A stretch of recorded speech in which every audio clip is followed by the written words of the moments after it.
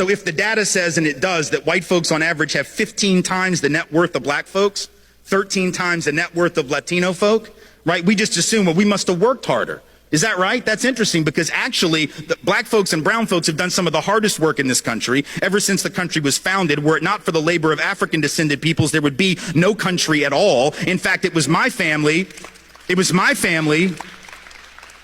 white slave-owning family in the South, that got black folks to do all the hard work because we were lazy asses and didn't want to work at all. White folks in the South on the plantation used to want to sit on the porch and drink mint juleps and have carriage rides rather than work, while black folks did all the real labor. And yet we decided that black folks are lazy, which I find fascinating. Right? And then people write to me and say, well, these black people, they're just taking all the jobs. Okay, which is it, precious? Because it can't be both. People of color can't take all the jobs and be lazy. I don't ask much of racists because I expect very little. But you cannot be lazy and take all the jobs. Are we at least clear on that? Like, if you took all the jobs, you were like the opposite of lazy. If you are indeed lazy, you probably did not even take one job, let alone all of them. So I just need racists to get their damn story straight. That's all I ask. I just don't like moving targets. That's all, right? But if I don't tell my daughter the truth, she defaults to the position of the culture, and then she can't understand what the problem is. The same is true with policing. You can't understand the Black Lives Matter movement and the importance of it if you don't know the history and the relationship between law enforcement and black and brown peoples. If you understood that history, you wouldn't ask one question about why this movement is necessary and why it's righteous. If you knew that history, but you don't know it, and it's not your fault. You weren't supposed to know it, and nobody taught it to you, right? So you don't have to know that modern policing traces back to slave patrols. That black folks' first experience with law enforcement was having, you know who? Working class and poor white folks on horseback going around keeping black folks in line on behalf of the rich master that owned all the property. That sounds a lot like modern policing, because ain't no rich people policing, right? It's working class folks who are out there protecting the property of rich people against the depredations of poor people. That's what modern policing is, and it traces back. And we know that's what modern policing is, by the way, because we will lock you up for 10 years for $100 worth of food stamp fraud. But if you take $12.5 trillion on Wall Street, 20% of the net worth of this country, you will not do one day in jail. So we know that law enforcement has got nothing to do with enforcing the law. It's got nothing to do with good people and bad people, lawbreakers and the law abiding. It only has to do with controlling certain people. And black and brown folks know it was cops who were involved in race riots and racial terrorism against black communities for the first 50 years of the 20th century. You didn't learn about that in class either, and that's not your fault. It wasn't taught. But in fact, every single year, just about from 1900 all the way to the 1930s, 1940s at least, there were race riots where white folks would just go into black communities, burn them to the ground, bomb them from the air like in Tulsa, Oklahoma, rip people out of their homes, beat them in the street, and police sat by, watched it happen, and participated. That doesn't mean that every cop in the modern era is like that, but it means that black folks can be excused for being not so clear on the decency of police in their communities because there's a history there. It was police who dragged black folks and white allies off of those sit-in stools at lunch counters in the South to enforce segregation. See, when your job is to enforce the law, and for most of American history the law was against you as a people, then enforcing the law means you are the first line of oppression. People of color know that history and need to be excused when they don't just get over it, because that continues. How do we know it continues? Very easy. We know from the data on racial profiling that black folks are twice as likely as white folks to be stopped and searched for drugs, even though white folks are more likely to have drugs on us on the occasions that we're searched. White folks use drugs and sell drugs at the same or higher rate than black folks and Latinos, and yet it is black folks and Latinos who in any given year make up 85 to 90% of the people who get arrested and incarcerated for a drug offense. See, people of color know that. And if we don't understand when black folks rise up and say Black Lives Matter. Well, what do you mean? All lives matter. Yes, sweetheart, I know they do. Yes, they do. And that is a totally irrelevant and unnecessary point to make. You see, you don't have to say all lives matter. We take that for granted. What we've never accepted in this country is that black and brown life matter. You have to proclaim that which is ignored, you see. That's why we have Black History Month right now and not White History Month. We don't have to have White History Month because we got May and June and July and August. And every other month where we learn about white folks We don't have to call it that. See how slick that is? That's how white supremacy operates. You don't have to call it White History Month. You just call it history, literature, and theater, and poetry, and art.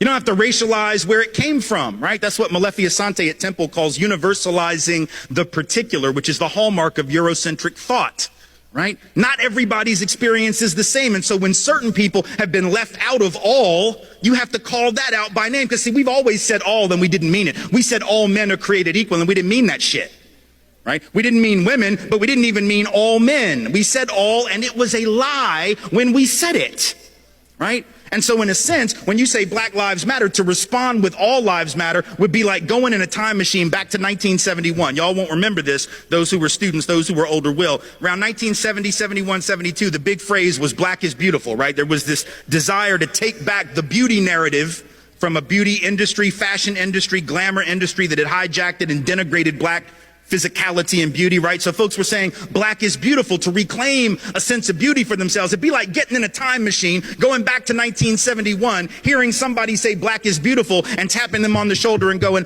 but we're all beautiful in our own way. Yeah, shut up. We know. Not the point.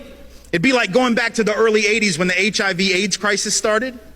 And it took several years for the president of the United States to even utter the word. Ronald Reagan didn't want to even utter the word, let alone cut loose with funding to deal with the problem until his buddy Rock Hudson died of it.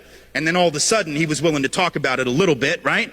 So for the first several years, what'd you have? You had activists out in the street. You had ACT UP, gay men's health crisis, out in the street demanding research and funding for HIV/AIDS, right? And what they were saying in effect was people with AIDS lives matter. That wasn't the actual phrase, and we didn't have hashtags, but that was essentially what they were saying, right? People with AIDS lives matter, and we need to pay attention because right now we're not paying attention to that. And we don't seem to believe it as a society, so we need to start believing it. It would be like getting in a time machine, going back to 1983, 82, in the middle of an ACT UP event or a gay men's health crisis event and shutting down the protest by saying, yeah, but what about pancreatic cancer? People die of all kinds of things, right? Sort of not the point. You have to proclaim that which is ignored. And if we know the history, we understand that, right? Because if we know the history, we know that it is indeed black life. And I would suggest brown life, life of color generally, indigenous life, that is usually denigrated, demeaned, ignored. On a sexual level, it's trans lives that are demeaned, ignored, right? It's women as women. So sometimes you got to proclaim that which is not in the obvious frame of reference. There's nothing pernicious about it. It's not about saying black lives are worth more than other lives. It's about, damn it, these lives actually do matter. And even though the history says they don't, we're here to tell you that they do. And there's nothing wrong about that at all. But if you don't know the history, it might seem untoward. And I get it. And again, it's not your fault that you don't know the history, but it is our responsibility to learn it and then apply it to what we see. Same is true with immigration. This immigration drama that we have right now is only possible because we don't understand our own history. As a country, and particularly those of us of European descent, we have lied to ourselves about how we got here. And for what reason? See, black folks know why they're here. Native peoples know why they're here and how they got here. A lot of Asian folk know, particularly if they're Chinese American, they know they got here because their ancestors were brought over to work on the railroads by the railroad barons who didn't care if thousands of them died laying track 19, 20 hours a day. But for those of us who are from Europe, we have this fiction that we've told, and we believe it, even though there's no truth to it. You know what the fiction is? It's two parts. Number one, we say things like, with regard to Mexicans coming over the border, with regard to immigrants coming over, but only that border. That's the only one we care about, right? The southern border. I find that interesting. We're not flipping out about Canada, right? We don't have any of the Minutemen or the anti-immigrant groups sitting off the coast of Nova Scotia with a gun and a scope trying to like pick off the sneaky Canadians that are trying to sneak in here for our superior healthcare system, which after all would be a pretty stupid thing to do. But in any event, we only care about that one border, forgetting for a minute that that border was created at the end of a war that was started on false pretense by this country, after which we jacked half of their country. And you weren't taught that in school either, because our history books aren't interested in telling the truth. They tell this very patriotic history that has no relationship to the fact. So that border is artificial. Mexican folk who are coming here, documented or not, let's be clear, are coming home. Their families were here before our families were here in almost every instance. But we forget that, and then we say things like, well, I don't mind them coming. I just want them to come legally like my people did. The hell does that even mean?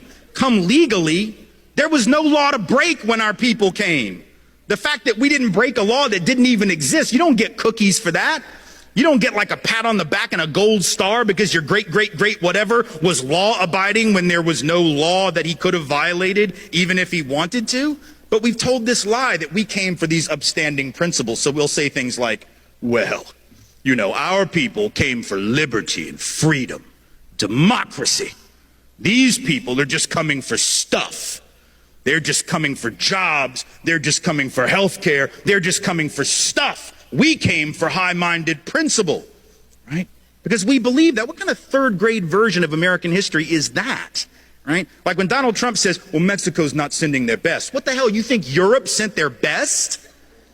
Europe? No, our people were the losers of Europe. I'm not trying to be an asshole. I'm just telling you the truth. Like, our people were the losers of Europe. The winners didn't get on the boat. You understand what I'm saying? The winners didn't leave. Why the hell would you leave if you were winning? Only the losers left because they had no choice. They were dying. They were starving. They couldn't support their families. A lot of them were convicts who were sold into indentured servitude to work for rich European people. They were barely above the level of a slave themselves. The idea that we had these we didn't believe in liberty and freedom. And we know that because once we got to the colonies, we set up the opposite of liberty and freedom. And I don't just mean that for like black folks and native folks. I mean, even for other white folks. Like, we spent most of the time in the early colonies trying to figure out who the witch was, right? It was like, well, you're not a Christian. Well, no, you're not a Christian. Well, no, you're not a Christian. I'm going to hang you from a tree. Really? Well, I'm going to drown you in the stream. Well, I'm going to set you on fire. Like, that wasn't liberty. The colonies were some of the least free places in the history of the cosmos. But we act like we came for liberty, and they're just here to take advantage. Let's be clear. Our people didn't come for liberty. They came for stuff.